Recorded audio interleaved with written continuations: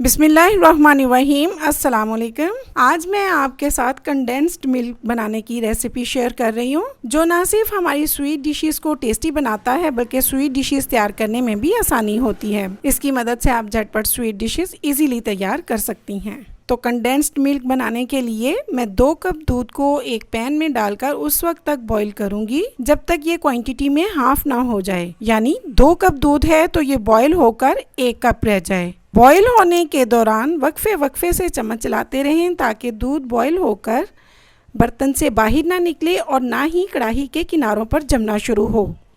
जब दूध half quantity यानी 1 कप के करीब रह जाए तो इसमें 1 कप चीनी शामिल करके उस वक्त तक पकाएं जब तक चीनी का पानी ख़त्म होकर दूध में थिकनेस ना आ जाए।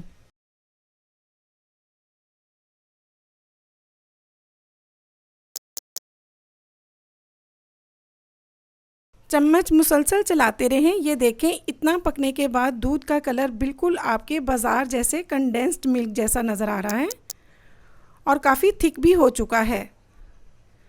इतनी थिकनेस के बाद हम चूल्हा बंद कर देंगे और हार्डली 30 सेकंड के बाद हम इसमें तकरीबन 1 पिंच के करीब बेकिंग सोडा डालकर मुसलसल चम्मच हिलाएंगे ताकि कंडेंस्ड मिल्क का टेक्सचर फ्लफ़ी हो जाए।